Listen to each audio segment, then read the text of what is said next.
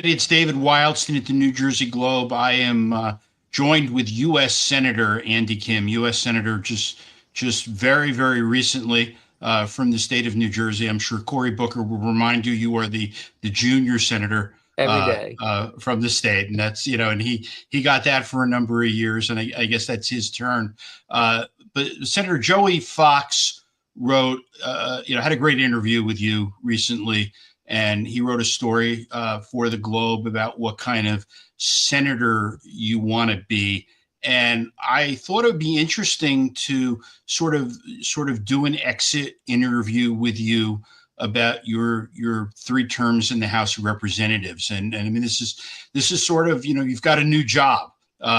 It's sort of with a I might say the same company in a different department, but it's a new job. And a lot of times when people, leave their old job on very good terms, they do an exit interview. And that's what I was looking to do here. I mean, it may be, the last one from the House. It's not typical at all for U.S. senators to return to the House. So I guess that's sort of, behind you. But let me start by asking you what, you got to Congress January 3rd, 2019. You had served in the executive branch, State Department, at the White House. You'd really never been around a legislature before. What was good and what was bad about the U.S. House of Representatives? Yeah, well, first of all, thanks for doing this. Yeah. I think it's good to be able to have a chance to be able to reflect and, think back and, try to figure out how it shaped me, but also, the work that I want to continue to do. In terms of your question, like the good and the bad, I mean, I guess I'll just start by saying, like, when I first got sworn into the House January 3rd, 2019, like I just remember I had really little idea of just like what I had gotten myself into. I remember showing up at orientation and just being blown away by just the national media, like they were just like zooming in on us newbies and the issues that we were facing. It was overwhelming. I have to say, the challenging part, and I'm sure we'll get into this, was just the nonstop like campaigning. Like it really is something I just could not let down. Like I had to keep going. I felt just this pressure to just be able to mobilize.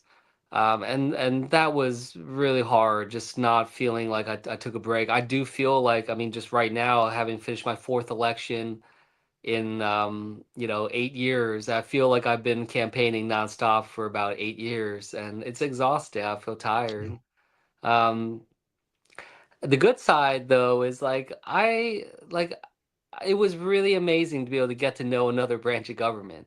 Yeah, as you said, I know the executive branch well, like the White House inside and out. Um, and I feel really blessed that as a son of immigrants, like that I know the White House and the Capitol building so intimately, two of the greatest buildings of our country. I've had a chance to be able to work inside, to have a chance to be able to serve there. Like not a day that goes by. Like every day I'm at the Capitol, I still try to spend about 15 minutes in the rotunda just to be able to kind of ground myself. Like I never lose that. And like being in the House was extraordinary, just in that kind of capacity in terms of just adding another layer, another chapter to my service. And it just made me like love this country, love this government all the more. So I feel blessed about that experience. I mean, you were one of a very large group of people. 400 and 435 members plus the delegates and commissioners. Uh, you know, we've talked about this before. You started at a small college. This was a big group. I mean, what was it like to go to work where you had all these people of varying levels of prominence and power and influence? Yeah, it was a lot. I mean, it's still to this day. I remember actually just a couple of weeks ago, like I was at a function at the Library of Congress, and I like saw another member of Congress like wearing the pin, and I just like was like think I like went up to them. I'm just like, I don't know who you are, like, and like it was just like somebody like it's like kind of like a like a high school in that way, and like you'll Yeah. just kind of run into people still that you're just like, I've never talked to you, like. Um, but like, I think for me, like I came in with a very large class. I mean, I can't remember exactly how many, but I thought it was like 80 something or what. And like so, I became I came in close to a number of them. Like, like we were kind of had some friendships kind of initially just from the campaign trail. So that kind of helped. Our class of 2018 very much has like a very tight identity, and just camaraderie amongst that. So that helped. And you know what? And the other thing that was actually helpful is like a number of them were in a similar situation where they hadn't served in legislature before. So I didn't necessarily feel out of place. In fact, like I think a lot of us felt like it was good for the House to have an injection of people that come from different backgrounds. And especially national security backgrounds. There were like a number of us, like a solid like, 10 or 12, I feel like that kind of came in with national security background. And so I think that really kind of helped us kind of navigate that transition. So that was a really good and something that I was proud of. I've always I look back and I know I always geek out on you whenever I talk to you on these things, but I've always felt the intent of the founding fathers was to have an eclectic legislative branch. That not everybody was supposed to be the same, and not they certainly didn't imagine people coming and staying 20, 40, 50 years there. I'm sure it's good to have institutional knowledge, but how what were your observations during that first term going into Congress, where you had the same vote as everybody else, but you didn't have the same power as everybody else. You Mhm. couldn't get everything done to this level that somebody who had seniority over you. What was just sort of your reaction to that system? Yeah, I mean, like, especially because I came from the executive branch, right? So, like, I came from a different branch.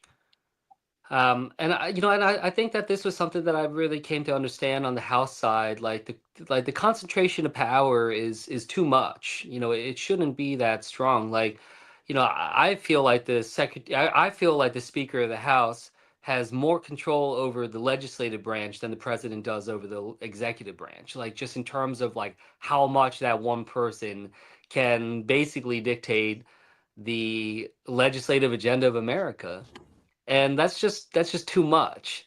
And like when you see just like the concentration power, I mean, like, still to this day, chair people certainly yield and wield power, but a lot of that feels like it's been taken away over time as well and placed in leadership in the speakership. I mean, certainly the Senate has some elements of that too, but I don't think it's as much as the House of Representatives in terms of what I was expecting.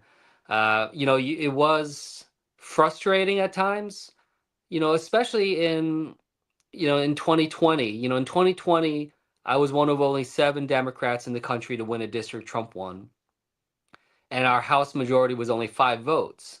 So, I very much felt like, I helped deliver that majority. Like if me and 4 other Democrats in these Trump districts, if we lost, we would not have had the Inflation Reduction Act, the Chips and Science Act, the Rescue Plan, the infrastructure law. Like I really felt like I helped deliver that majority, that I was 20% of the House majority. But that doesn't necessarily mean that you get to you know play a bigger role in the legislation, right? And like I think on the Senate side, again, we can talk about that down the road. But I think that there is a little bit more of a sense of being able to wield some power if you're a deciding vote in that capacity. But the House was just not the same. The House is very much built around kind of coalitions, sometimes caucuses, but other groupings. And it's kind of a maneuvering between these different groupings, and being able to kind of build in that way. And the longer you've been there, yeah, like the longer you and if you're a chair or ranking member, the more ability you have to kind of move some of those groups.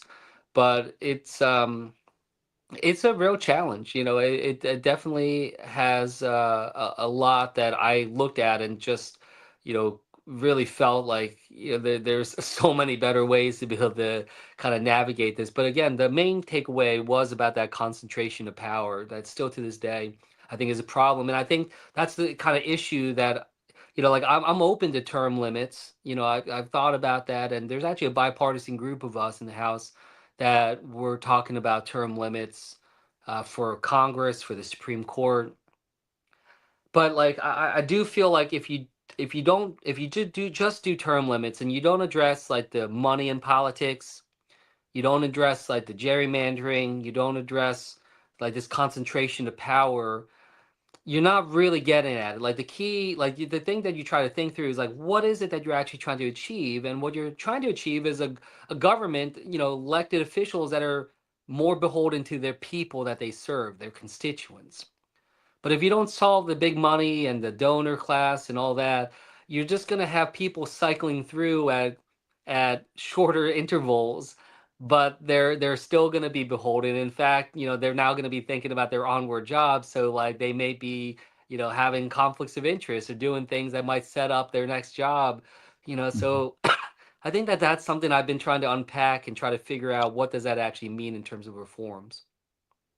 I remember when you ran the first time in 2018, you were as a candidate tentative about Nancy Pelosi because remaining as your party leader and becoming speaker. And your first day in Congress, I think if I have the order right, you actually vote for speaker before you take your oath. You voted for Nancy Pelosi. Uh, was Do you have any regrets? Was that the right move for you, for the country, for the House at that point to have her there? Yeah, I think that if it wasn't her, like I'm sure there would have been another person that would have been capable in that kind of way. I did see, in those 2 years when Trump was still president at that time, she was able um, to navigate that in a way that I was impressed with at times. Just in terms of keeping the Democratic coalition together, keeping us disciplined in terms of votes. But and you could even tell. I mean, President Trump was, I think, someone who was impressed with her ability to wield power and keep things unified in different ways. Because, like, I look at that contrasting with what we saw with Kevin McCarthy, for instance, and what we see with Speaker Johnson. You see how it's difficult. It's difficult to keep a Yeah. majority together. And I do think that she was probably better at that than anybody I've seen so far. In terms of my time in elected office. Um, and look, I mean, I will say, like, to her credit, like she did decide to step down from leadership, and give space for Hakeem Jeffries and younger leadership, and to kind of step up. Like, I think that that was something that was really respected. People appreciated, her understanding that, things need to move forward in terms of leadership. So, that's, as I look back on it, I think that was certainly one of the best moves that she made, at that time, really setting the tone for what comes next. I know this is probably a tough question because you have a reputation of just being a very nice, respectful man. Not necessarily everybody who served in the House with you, was like that. Who are the people you just genuinely dislike? There had to be somebody who, whether it was for personal reasons or ideological, who are the people that if you never speak to them again, you're fine? Yeah, yeah, I will be honest. It's tough for me to name some names. Yeah. I don't know. Let me think through that. I guess just the main thing I'll just say is like, and I've talked about this before. Like, what I just can't stand is, the performative governance side of things. Um, just people that are just making spectacles. They just they're just and look, I mean, there's no question about one of them. I've even kind of came out against his nomination, but like Matt Gaetz and I, like I just had a hard time. Like I do not agree with him in terms of his approach on politics. He said this line once. I can't remember exact word for word, but it was something to the effect of like, if you're not on the news, you're not governing. Something to that effect. And I just fundamentally disagree with that as a statement, because like I think that like when you say something like that, what you're basically doing is you're equating attention with governing. And if that's the case, then you can see how that just sets a dangerous slippery slope in terms of just people saying outrageous things to get on the news. Like if Mhm. you think getting on the news is governing, then it incentivizes you to take crazy positions or to say inflammatory things because Yeah. that's what's going to get a reaction. So I just like that's just something that I found really frustrating. And there are a number of people that kind of fit that bill that, I won't go into all their names, but it's a challenge and it's something that I found really frustrating, especially coming from the executive branch where I was a career person, and so, it was really just about rolling up her sleeves, doing the work, kind of grinding it out in that way, no cameras around. And and I just think that that was something that I struggled with. The other aspect of this is like, when you see that, when you see people getting attention, getting on the news, like there is part of you that's like, am I supposed to be doing this? Yeah. And like, so like the way I kind of talk about it, David, is Yeah. like I kind of say like if Congress was a game, if Congress was a video game, if you gamify Congress, like what is the point system? What is it that like means that you're succeeding at that game? And like based off of what I've seen, it's like, money raised, money that you raise, send out an email after you do a TV hit or something. Followers on social media, like likes and viral videos. Like, but where in that gamification point system is like passing good legislation? Is like, doing like real oversight, not just like having your 5 minutes in a committee hearing being like your chance to make another viral video. I just saw so many people kind of like trying to build a better mousetrap and like, trying to copycat what other people are doing that seem to be successful and viral. And I just thought that to be very bizarre and frankly just very difficult to work with some of them because of that. So let me give you the flip side. This might be more comfortable, but you had a lot of colleagues. Some of them your age and younger, not much older than you. Anybody there that you looked at and thought to myself, "Wow, I could see this person as president of the United States someday." Oh wow, yeah. Oh, well, that's a high, that's a high bar. I well look. What I'll just say is like the people that I kind of gravitated towards, the people that I just felt like they had real talent. Like I wouldn't necessarily say like I'm using like the can they be POTUS one day as the bar, but like like my closest friend in the House of Representatives is a congressman from Colorado, Joe Neguse. Somebody who he's a young dad. There were a couple of us young dads, and him and Jason Crow, and others like we Colin Allred. Those are some of the people that I was closest to. Like we really connected with each other. And they are all very talented in their own right. Joe Neguse was, extraordinary in one of the impeachment trials. Jason Crow is another one. Colin Allred and I, we were roommates together our first year Yeah. in Congress. Me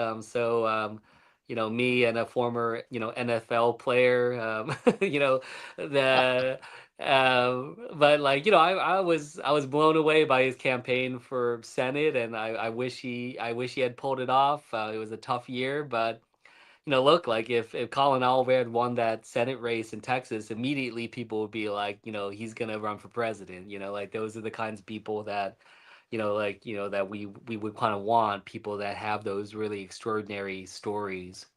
In terms of just like raw talent, I mean, obviously the greatest experience I had in the house was being able to work with John Lewis, a personal hero of mine. Yeah. Like I don't get starstruck. I'm not somebody that tries to muscle my way to the center aisle of the State of the Union, things like that. But meeting John Lewis for the first time was one of the few moments in my life where I like stuttered to get words out of my mouth. Um, he was impressive. People like, Jamie Raskin, like just, I don't always agree with everything he says and all his positions, but like he's talented. Like somebody who can think that quickly, off the cuff, be able to debate, be able to engage. Those are, that's impressive. Like there are others that are just very good, just like retail politicians, like people that can like just really be able to connect with people. So it's been interesting to like just sort of see some of that talent, and to see like the different ways that one can do this job, the different ways one can do politics. Like I do it in a very different way than others. And other people have different talents and different approaches, and that's been interesting to sort of see everyone. Each of us has the same job, but we come at it often in very different ways. Isn't that how it should be? Isn't that better that everybody's not cookie cutter? Your music knowledge is much better than mine. Was the folk song "Little Boxes"?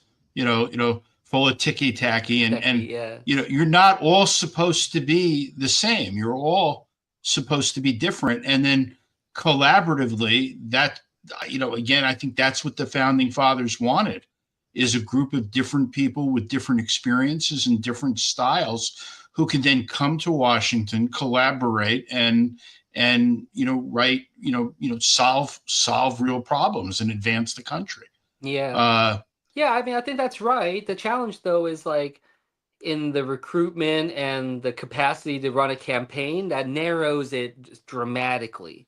Like the number of people that have the resources on their own to run, or that have a network that they can, that can raise. Like you're reducing it down to certain types of jobs, certain types yeah, of profiles.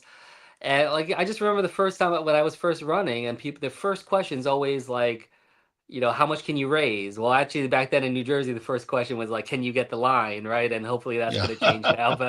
But in other states beyond New Jersey, the first question you get asked is like, how much can you raise? And I was just like, I don't know, like, and like it's very tough.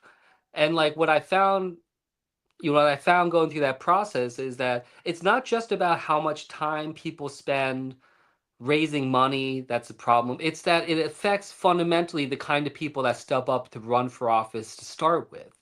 And so that's one of the biggest problems of this of big money in our politics, is it homogenizes the types of credentials one needs often. Now there's always going to be exceptions to that, and there'll always be places where the people can kind of break through in different capacities. But I see, it's that question, like when I first started running, it's this question of like who's viable, right? That's the word, viability. And like that word viable so often can be used as a means to say like who's central casting, who do we like think like has the profile.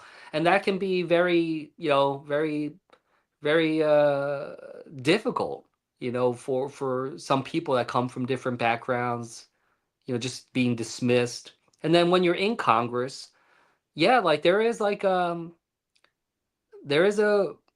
not necessarily like an expectation, but kind of like a way that you're you feel like you need to approach it, and if you want to succeed. And I see people just immediately starting to do that. Like if you want to rise up in leadership, you got to start raising money for other people and go visiting their districts. And like there's just sort of this path to it. And like one of the things that I'll just say I think is one of the most broken things when it comes to Congress and when it comes to the hyperpartisanship in this country is how leadership is chosen in Congress.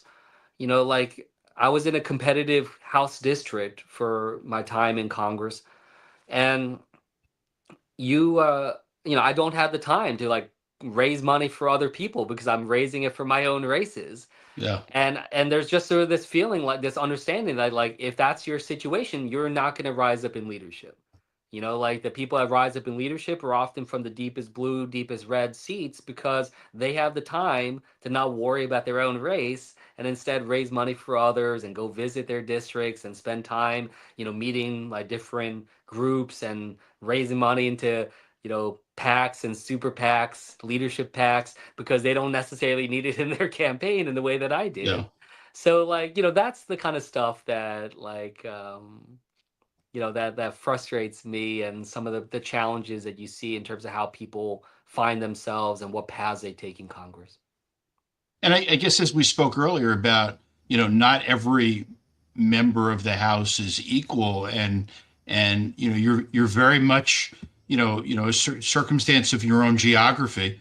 You ran in a competitive seat. You beat an incumbent Republican congressman, not by much, and Donald Trump won your district twice. You had to do a lot of call time in those first couple years in Congress and the House. Uh, how does that take away the requirement that you do call time, the requirement that you be regimented to raise millions of dollars? You only have a certain amount of time every day. How much does that take away from a member of the House's ability to actually work on legislation and nitty gritty stuff in committees and do all those things to effectuate the change that everybody promises in their campaign? Yeah. My first campaign, the 2018 election, I did have to do a lot of call time there, Mm. especially because I was, brand new. People didn't know who I was, and my network was not particularly strong. I will say that once I won, we came to realize that my strengths when it comes to fundraising is less call time and more events, like fundraiser events, like these house parties I would do and Yeah, travel and things like that. So I actually did probably less call time than most members that are in tough districts. But that aside, I mean, it's still, the fundraising side just still takes up a lot of your time. But I was not one of those people that would like, have a regimen of like 3 hours a day, and they go sit in a cubicle at the DCCC office or something like. Some people do that.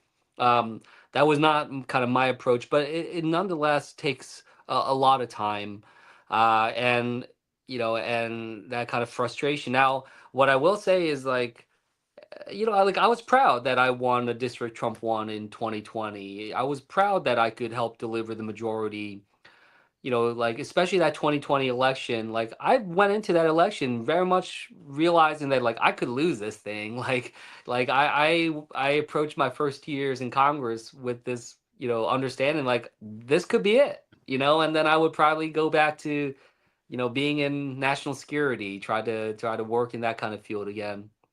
It was the 2020 election that was the one that kind of opened me up to this idea that, oh, actually maybe I can do this. Maybe there's like, maybe I'm good at this. Maybe there's a way that I could do this for longer than 2 to 4 years.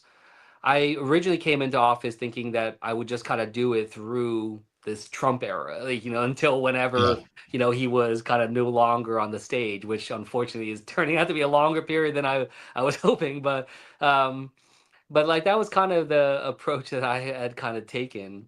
But the fundraising's tough, and I think that for me, I just had to kind of find a way to be able to do it that just like didn't break my soul, right, and like didn't Yeah. just like hollow me out as a human being, But I felt like I found a way to do it, and in fact, the way that we ended up doing it was something that I think really strengthened my ability as I did this Senate race. You know, being able to do all these different house parties, being able to like create a sense of momentum and energy. Um, you know, that was helpful. So I'm glad I found a way that I could do it and feel like I was being genuine about it and playing to my strengths.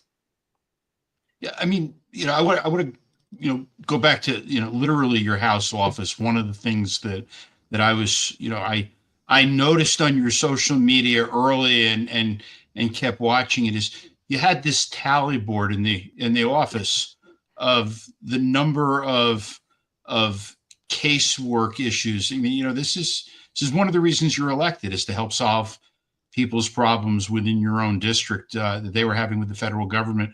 I know you were proud about that. I know you were proud about dollars delivered to the third district. Uh, uh, I, I don't remember. I don't know if you know the number offhand, approximately, but you did. I mean, it was thousands of cases, right? I mean, it was. Hmm. Yeah, it was thousands of cases, and so that was something that we knew from an outset that we wanted to do well in terms of constituent services. Um, and like that was something I felt strongly about. Like, I had set up this approach of trying to be uh accessible. Like accessibility was like a major pillar that we engaged in early on with our office. So like this promise to do all these town halls, for instance, that was stressful. It was something Yeah, my team was like, maybe we don't do that many of them. But once I started doing them, uh, we actually realized that like I actually think that was one of my biggest strengths, was that I was willing to go out there, and it taught me a lot. Like I got better as a public speaker. I got better as a communicator. I got better as someone who's trying to hone my empathy to flow in all directions, not just people who agree with me. Um, and so and that was really what unlocked the constituent service approach too. Is like at these town halls, you just hear from people about challenges that they're facing. I came to realize like very few people come to a town hall. If they have a chance to ask their elected official one question, they don't often ask about something that's like on cable news or the front page controversial issue. They often ask something very personal about some challenge in their own life, like Medicare or Social Security or flooding or something like that. So like I just kind of early on kind of recognized that. The other thing was like, I came into office when Trump was in the White House and Mitch McConnell controlled the Senate. So like I knew early on that like I was not going to be able to make convincing numbers and progress I can report back to constituents in terms of number of bills passed, for right. instance. Yeah, So that first 2 years, the question was like, well, how do you define success? How do you define impact in governance during divided government? And that was, I think for us, we've really tried to show that constituent service is a place where you can succeed no matter who is president. Like you can yeah. do well no matter if someone holds the trifecta or divided government. You control that. And so we just went hard in on it. I had the majority of my staff in the district rather than in DC. I think we were potentially the only congressional office in the country that made that decision.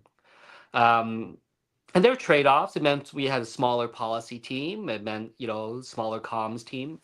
But I mean, the things that we were able to get done, and we saw how quickly that develops a reputation. How quickly people start to know you for certain things.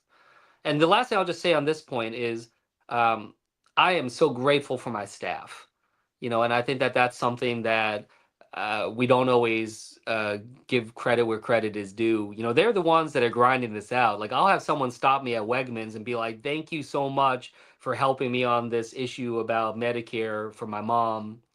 Like I don't. I most likely did not engage on that specific case. There are some that I Yeah. do, but like the staff, setting that tone, hiring the right staff, and believing in them, creating that kind of approach, I really do appreciate that, and they're the ones that are just doing incredible work in that kind of approach. Yeah, and I've worked with your team, and objectively, you had a great staff, and one of the things I noticed, in your 6 years, relatively light turnover Yeah. of staff, and that's more unusual than I think people realize on Capitol Hill. Yeah, I mean, I really tried to create an environment that is like no drama, Yeah, but also like, as flat as possible. I think it's somewhat helped by the fact that like I was a staffer. Like I yeah, worked as a yeah. That's a good you know point. as a staffer, like I know what it's like to have a principal that yells and screams. I know what it's like to have a principal that takes time to learn about you and spend time with you. um, so I was very conscious about that. I tried to try to be forward in terms of paying salaries, and like I have a very strong belief that that public service should not be a synonym to sacrifice. I try to think about service in a sustainable way. Also for me as well, like I want it to be sustainable for me and my family. But I'm not interested in like burning people out. Like my first job at the State Department, I think I was earning like around like 35,000 a year in DC. It was tough, and like I it was hard. And I saw a lot of talented people my generation not do public service because they could get six-figure jobs at McKinsey or Google or others, and like I felt the attraction towards that too. I didn't go, but I understand why people do. Like, so I want to try to bring people in, treat them with respect, show them that they can have a good and decent life doing this type of work. I try to be very forward on, on ability for people to be flexible for healthcare, for kids, because I also need some flexibility with my own Yeah, kids.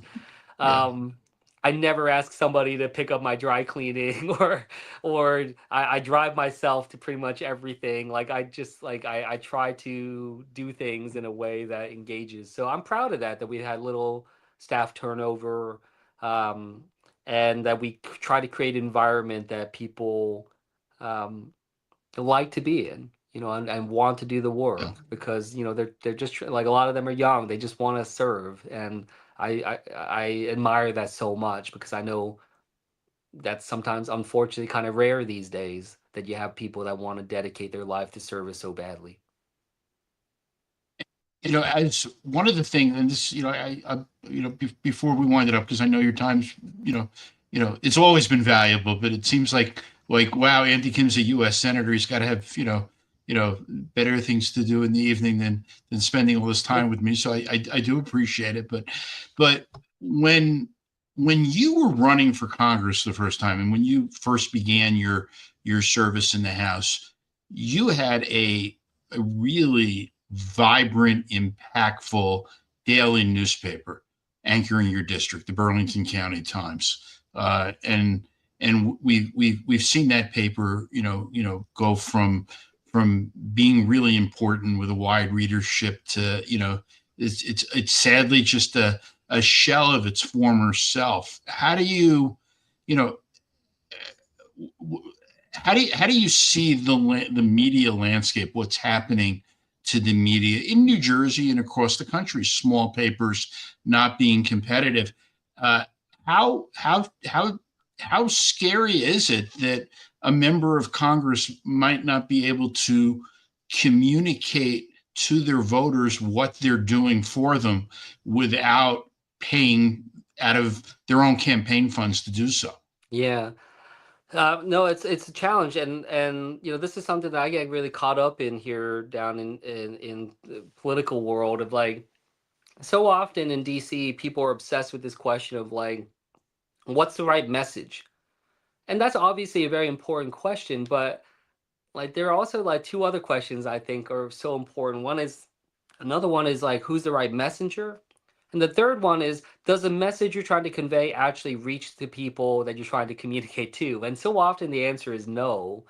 And so, it's a real challenge here because I've seen how how local press in particular, it does such an important job in terms of being able to help draw attention to certain issues, but also like be able to do it as like another validator, as a place where people can go and feel like there's a certain consistency.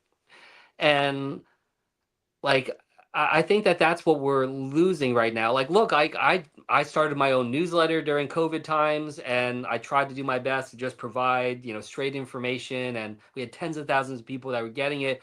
But like, it's still coming from me, and I think like having like local news to be able to be sort of another eyes on, to be able to give people another vector, another direction of information, and be able to like use that as a means to like take a step back, question what they're hearing directly from their local official, and see whether or not they feel like they're getting the full picture and the information.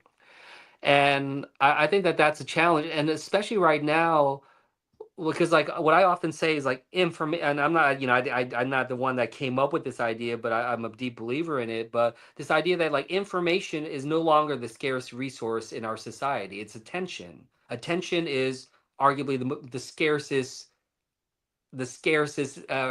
resources that Yeah. we have in the world right now. And when you are losing, you know, those kind of gates of attention, and you see things kind of devolving into the morass of social media, for instance, Yeah. where like there's just less of a sense of credibility, and uniformity and consistency there. It's enormously difficult and challenging to be able to operate within. So we're really struggling in New Jersey. We already were by just having the difficulties of the low number of TV stations that are focused on us and not Pennsylvania, Philadelphia, New York. And it's just getting worse and worse. So it's a real challenge right now, and the people that are losing the most are the constituents. Yeah. So you're going to be succeeded in the House by a friend of yours, an Mhm. ally, Herb Conaway, uh, longtime assemblyman, probably somebody you had heard about and knew of Mhm. when you were growing up in Burlington County. I'm sure you and the two of you have spoken about the third district, the transition. What's the real advice that you've given him about representing your old district at a time when I'm not saying that you're not going to continue to represent the third, but you've got all 12 of them uh, to to to service and to represent and to establish relationships with.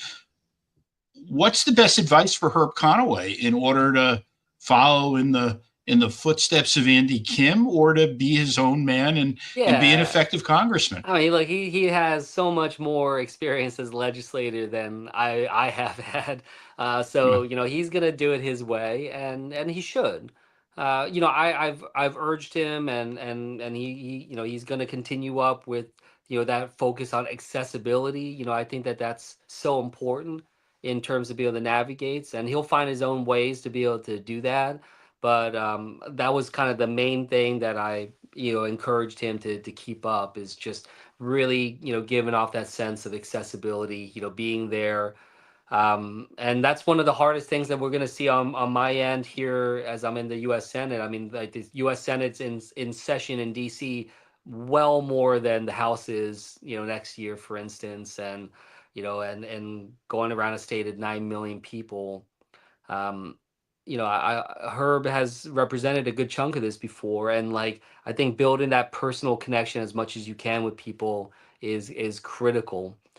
So, and I'm not just talking about for political, for winning elections and for political Yeah. benefit. I just mean in terms of being able to do the work.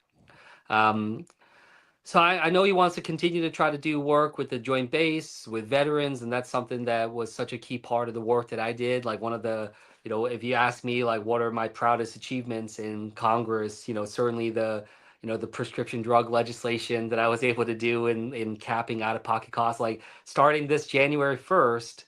My law, like my part of the law is going to go into effect, and no senior in America starting January 1st will ever have to pay more than $2,000 a year or $166 a month for their prescription drugs. Like that was mine, and I Yeah. can't wait for it to come into effect and see how it helps people. But the other aspect was like, I got to go to the not just the groundbreaking, but the opening of that VA health clinic in Tom's River. Like that's the kind of stuff like that just means so much to people, and I hope Herb, continues to find those tangible ways to be able to, connect in and to be able to make that mark. I'm sure he will, and I hope to be a partner on the other side of the Capitol, working with him in a bicameral way to do so. Yeah, I know there's a lot of tradition of congressmen from the third district, making the joint base a priority. I think I think Congressman-elect Conaway is, the first to have served at the joint base. Yeah. Uh, and I just think that's an important connection, isn't it, between the third district, in terms of whether you're a Democrat or Republican, liberal or conservative. There's been this tradition, whether it was, whether it was you or Tom MacArthur, John Runyon, John Adler, Jim Saxton. I mean, going way back to Ed Forsyth, who I remember as a young staffer on the Hill. So I'm dating myself, but that's sort of that's been the priority. The men and women who serve at the joint base, who work there, the civilians, the people who live there, the importance to the economy is I think that was sort of a hallmark for you, Yeah. and I assume it's going to be a hallmark for everybody going forward. Yeah, I think so. I mean, I grew up in the Saxton era, Yeah. and he was, I really tried to lean on him. He was a good mentor to me in my early time in Congress. I sought his advice a lot, and yeah, I just think it helps set a tone, and I think the tone is the right one for this congressional district. Just given its location and its dynamics. So yeah, I know that Herb wants to continue that one way or another and continue to work on that. I plan to do so. Yeah, kind of statewide and certainly engaged in that way. And look, I hope it's something that New Jersey is proud of. Like I hope we're proud of being able to host these incredibly historic and legendary bases and military installations. And one thing I'll just say like here is like we're like a year and a half away from celebrate our 250th anniversary as a country. And that's something that Herb and I and others will be able to be members of Congress for. And like I've really been pushing and saying like let's make sure we don't miss this moment. Like this is not just about having some amazing fireworks display. Like I hope people see this as a moment where we can try to invest in civics education, try to push forward. Like I've been trying to push forward a national service program to try to rekindle this sense of service that I think has been fading. I mean, as someone who's been worried about recruitment into our military and public service, like we see a challenge when it comes to the propensity to serve. Like younger people or just Americans writ large right now have less of a desire to serve our country one way or another than in the past, and I think that that's a problem. And I'd like for us to take that seriously and really try to engage that, going forward. And I think using the 250th anniversary hopefully is a moment where we can draw attention, not just to celebrate our nation's birthday, but to like ask ourselves, like, what does it mean to be an American right now? Like, what is it that is, bringing us together? And so, that's something I feel very strongly about, especially after my time in the House.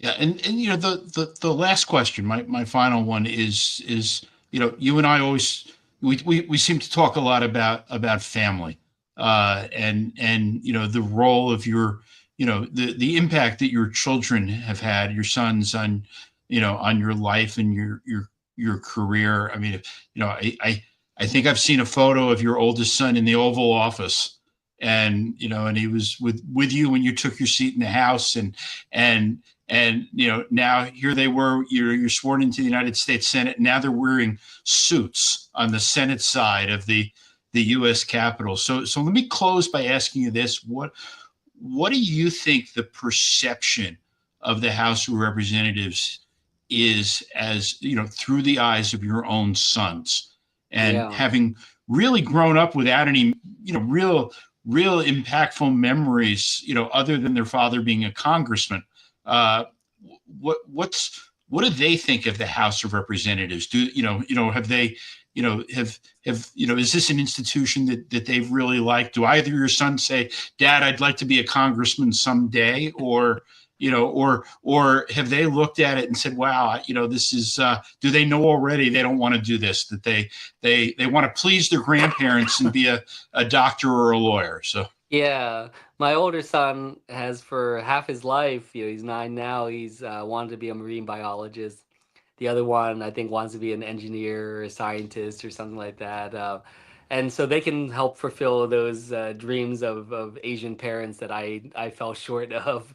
But the thing that I love about them is they have kind of grown up in this time in Congress. They were 1 and 3 when I started in Congress, so they were all just babies still. So they don't really remember, a time before I was in politics. And I don't like, I'll be honest with you, like David, like they generally think of politics, at least so far, as the thing that takes me away from them. So like, I don't necessarily think they've had a really great impression of it until recently. The Senate race, they were of the age, as well as that got sort of like national attention and other things where like, they did start to grapple with this and understand it. I would say like, my younger son, I remember last election, not this one, but my reelect in 22. He saw like my neighbor Matt would put a Andy Kim for Congress sign in his lawn, and my son turned to me. He's like, "Why doesn't Matt put his name on his sign?" Like he clearly didn't understand like what my job was and why people were doing this. But this time around, like they really started to get it, and like on election night this past time round, like I really could see that. Like for the very first time ever in my life, I could sense a real genuine pride that they had in me, for what I had accomplished. And that was really, something I'll treasure for the rest of my life. But they have an ease at the Capitol. They feel very comfortable there. They haven't been there that many times because, being based in Jersey, but like especially during the pandemic when they weren't in daycare because it was shut down, we would kind of travel as a family. So, they kind of grew up, they learned how to scooter and bike ride on Capitol Hill, like actually going down the hill. They feel very comfortable in the Capitol building. They love giving tours now. And just the other day, before I went into the Senate chamber for swearing in, I went back into the House chamber with my kids kind of one last time as a member of the House.